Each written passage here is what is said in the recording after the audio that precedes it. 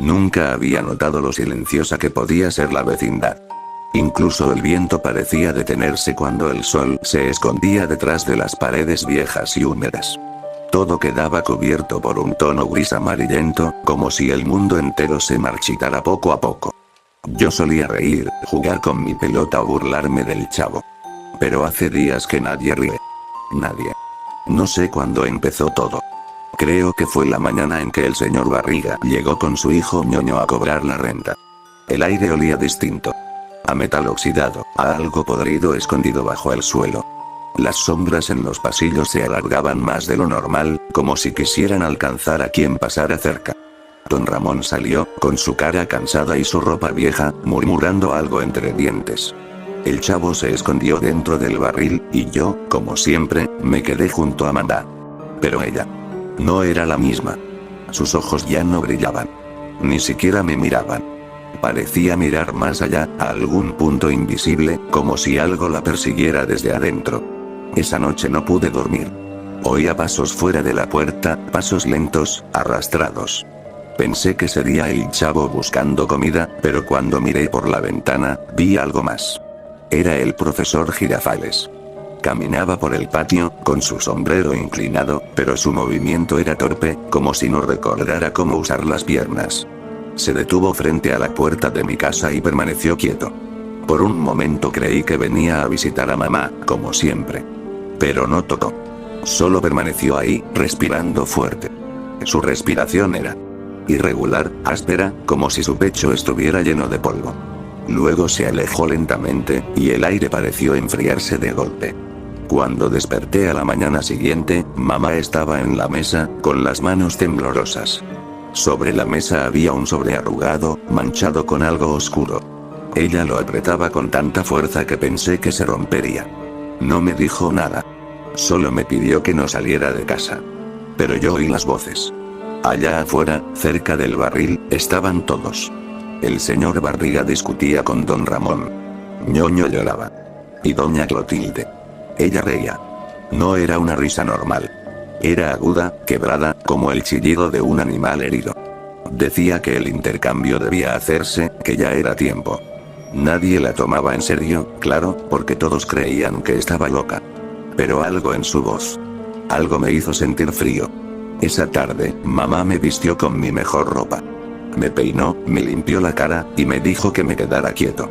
Pero sus manos temblaban tanto que apenas podía abrocharme el cuello. No comprendía por qué lo hacía. Pensé que íbamos a salir a visitar al profesor Girafales, pero no. Ella solo me dijo que debía portarme bien, que debía obedecer, y que todo estaría mejor después. El sol se estaba escondiendo otra vez, tiñendo la vecindad de un tono enfermizo, entre rojo y marrón. El aire olía a tierra vieja y húmeda. Las paredes parecían más altas, como si quisieran encerrarnos. Vi al chavo observándome desde el barril. Su rostro no tenía expresión. Solo me miraba, sin parpadear. Luego todo se volvió confuso. Llegó un coche que nunca antes había visto, oscuro, con los vidrios cubiertos de polvo. Las luces no brillaban, solo parpadeaban débilmente. El motor sonaba como una respiración ronca, casi humana. Mamá salió a recibir a los hombres que bajaron de ahí. No pude verles bien la cara, pero vestían de negro, y sus sombras se alargaban demasiado. Doña Clotilde apareció detrás de ellos. Llevaba un pañuelo rojo en la cabeza, pero sus ojos parecían vacíos, casi blancos.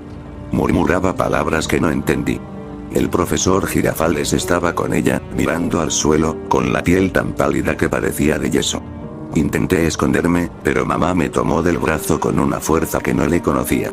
Me dolió. Sentí como me empujaba hacia adelante, hacia esos hombres. No decía nada. Ni una sola palabra. Solo respiraba fuerte, como si contuviera el llanto. Fue entonces cuando oí algo detrás del coche. Un sonido húmedo, como si algo se arrastrara. El aire se volvió pesado. Vi una sombra moverse bajo el vehículo, demasiado grande para ser humana. Los hombres no parecían notarlo. Uno de ellos abrió la puerta trasera, y vi el interior. Oscuro, sin asientos, lleno de manchas que parecían absorber la luz. Intenté retroceder, pero mamá me sujetó más fuerte. Vi sus ojos, por fin. Estaban llenos de lágrimas. Me susurró algo, apenas un murmullo que el viento casi se llevó. No la entendí. O tal vez no quise entenderla. El señor Barriga apareció de repente, gritando algo sobre la renta, sobre no permitir lo que estaba ocurriendo. Pero uno de los hombres se le acercó y puso una mano sobre su hombro. En ese momento, el señor Barriga cayó al suelo, inmóvil, los ojos abiertos. Ñoño corrió hacia él, pero doña Clotilde lo detuvo, abrazándolo, murmurando oraciones sin sentido. Yo no podía moverme. Mis piernas temblaban. Mamá me empujó hacia los hombres, y ellos me sujetaron. Sentí sus manos frías, huesudas, cubiertas por guantes húmedos. Me subieron al coche. El aire adentro era espeso, y olía a carne vieja. Desde la ventana vi cómo mamá se quedaba ahí, con las manos juntas, llorando sin ruido. Don Ramón miraba desde su puerta, con el rostro pálido. El chavo seguía en su barril. Pero ahora, había algo distinto en él. Sonreía. Una sonrisa vacía, fija, imposible. El coche arrancó. Mientras la vecindad desaparecía detrás, sentí algo moverse dentro del vehículo, en el suelo. Algo respiraba conmigo. Cada exhalación era más fuerte, más cercana. Intenté mirar, pero no vi nada. Solo oscuridad, y el sonido de uñas raspando el metal. No sé cuánto tiempo viajamos. A veces el coche se detenía, y oía murmullos, pasos, llantos apagados. A veces creía oír la voz de mamá. Pero ya no sonaba como ella. Sonaba vacía. Cuando el coche finalmente se detuvo, las puertas se abrieron. Afuera no había nada. Solo un terreno seco, sin luz, sin cielo. Uno de los hombres me empujó fuera. Detrás de mí, el coche se desmoronó como ceniza. Y ahí estaba ella. Doña Clotilde. Sola, con su pañuelo rojo, esperándome. Su sonrisa era amplia, inhumana. Detrás de ella, una silueta enorme se movía en la oscuridad. Sentí el aire cortarse, y comprendí que ya no había regreso. Mi madre me había vendido. No sé cuánto tiempo estuve ahí, parado frente a ella.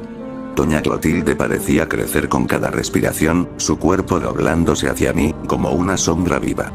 Detrás de ella, el terreno seguía extendiéndose, sin horizonte. No había estrellas ni luna.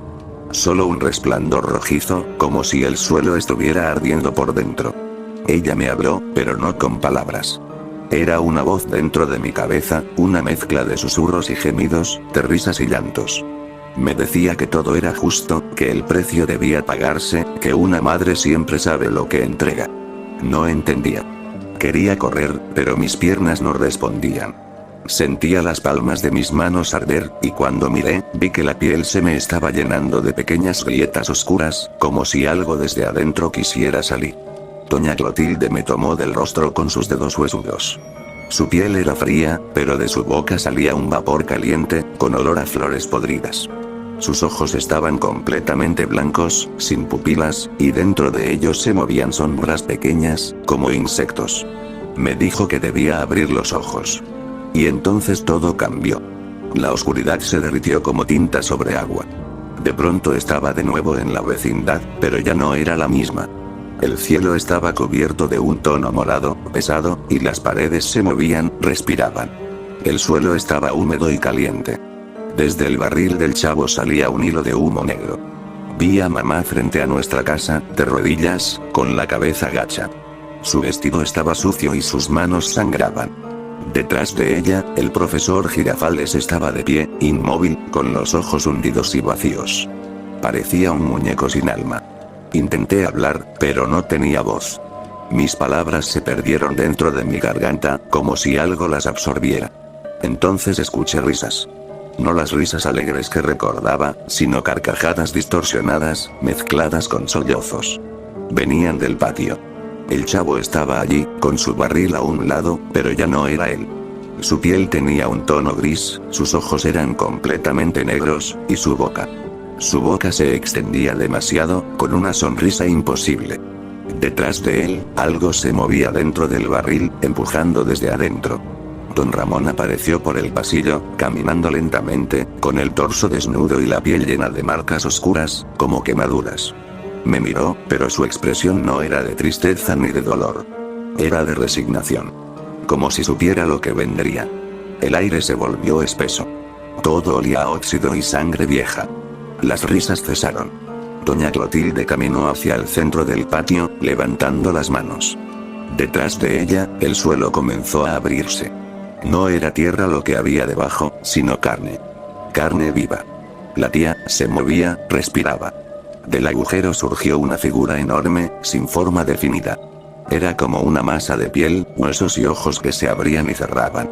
Cada uno de esos ojos reflejaba un rostro diferente. El mío, el de mamá, el del chavo, todos distorsionados por el dolor. Doña Clotilde dijo que esa era la deuda. Que la vecindad había estado marcada desde hacía años, desde antes de que yo naciera. Que alguien debía ser entregado para mantener el equilibrio, y que esa vez me tocaba a mí. Comprendí entonces por qué mamá me había vendido. No por dinero. No por egoísmo. Lo había hecho para mantener con vida a todos los demás. Yo era el sacrificio. Intenté correr, pero mis pies se hundían en el suelo blando. Sentí como algo me sujetaba los tobillos. Vi dedos saliendo del suelo, dedos humanos, pálidos, que me arrastraban hacia el agujero. Grité, pero el sonido no salía. Solo un silbido, como el viento entre dientes. El profesor Girafales levantó la cabeza. Su rostro se partió por la mitad, revelando un vacío oscuro. De ahí salió una voz grave, ajena, que dijo: el niño será devuelto. Pero no como llegó. El suelo se cerró de golpe. Todo se volvió negro. Cuando volví a ver, ya no estaba en la vecindad. Estaba en una habitación pequeña, sin ventanas, con paredes grises. Frente a mí había un espejo roto.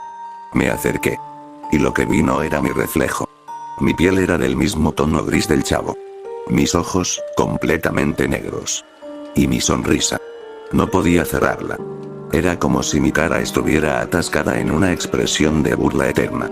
Oí pasos fuera de la puerta. Voces. Una de ellas era la de Mandá. Sonaba tranquila, como si nada hubiera pasado. Dijo que ya todo estaba bien, que la deuda estaba saldada.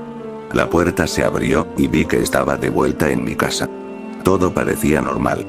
El sol brillaba, el aire era fresco, y los demás estaban en el patio, riendo. El chavo, ñoño, don Ramón. Todos. Pero cuando me vieron, dejaron de reír. Sus rostros cambiaron. El chavo me miró con miedo. Don Ramón retrocedió. Mamá, en cambio, se acercó lentamente, sonriendo con ternura. Me tocó la mejilla y dijo que ya no debía preocuparme por nada. Que ahora estaba a salvo. Pero lo supe. No era cierto. Nada estaba bien. Ellos no eran los mismos. Ninguno lo era. Las risas volvieron, pero no salían de sus bocas. Provenían del suelo, de las paredes, del aire. Risas huecas, lejanas, que se mezclaban con sus movimientos. Como si fueran marionetas manejadas por algo invisible. Esa noche, mamá me acostó en la cama y me dijo que descansara. Pero mientras cerraba los ojos, escuché el sonido de las uñas raspando la puerta. Las mismas que había oído dentro del coche. Y entonces comprendí. Nunca había salido de ahí. Nunca me habían devuelto. Abrí los ojos. La habitación estaba vacía.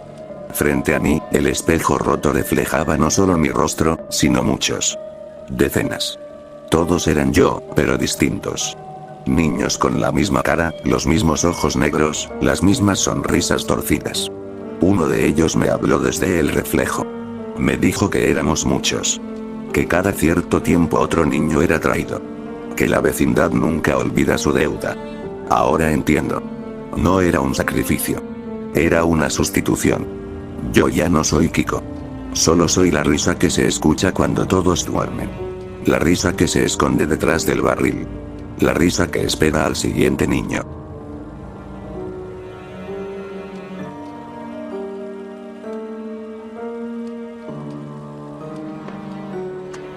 ¡Toma! No te doy otra más porque presta para que te algo.